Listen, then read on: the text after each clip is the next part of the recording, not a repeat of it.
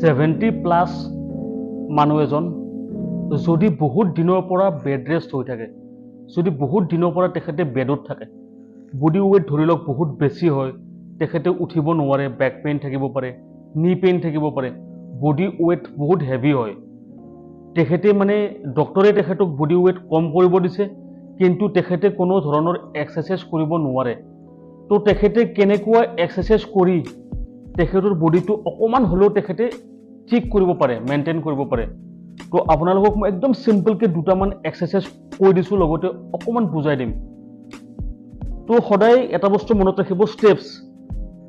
তো আমি যদি মানুহ এজন ক্ষীণাব লাগিলে 100% আপুনি ষ্টেপছ কাউণ্টিং কৰিব লাগিব। আপুনি গোটেই দিনটোত কিমান ৱাক কৰিছে, মানে কেলৰি বাৰ্ণ আপোনাৰ কিমান হ'ল। যদি আপুনি এনি টাইম শুই থাকে বা এখন বিচনাত বহি থাকে, তো আমি সকলোৱে তাৰমানে এদিন নহয় এদিন ফেটি হৈ যাম আৰু আমি ক্ষীণাব নোৱাৰিম, কাৰণ আমি খাইতো থাকিম কিন্তু আমাৰ বাৰ্ণ নহ'ব। তো সেইকাৰণে একদম চিম্পল ষ্টেপছ। আপুনি বহি থাকিলে চিধা 1 2 3 4, এইটো হাইনিজ, আমি থিয় হৈ কৰোঁ।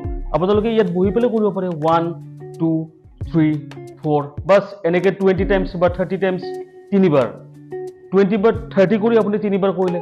নেক্সট আপুনি এইটোকে অকণমান চেঞ্জ কৰি পেলাই 1 2 3 4 5 এনেকৈ কৰিলে আপুনি 30 30 3 set.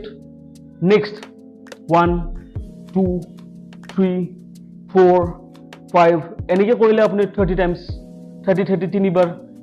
Front back front back front back front back, just আমাৰ ষ্টেপছ হ'ব লাগে, ষ্টেপছ। তো এনেকুৱা নৰ্মেল কিছুমান ৱাৰ্কআউট 1 2 3 1 2 3, বাছ এক্সটেনশ্যন 1 2 3 4, মাত্ৰ কণ্টিনিউ হ'ব লাগিব।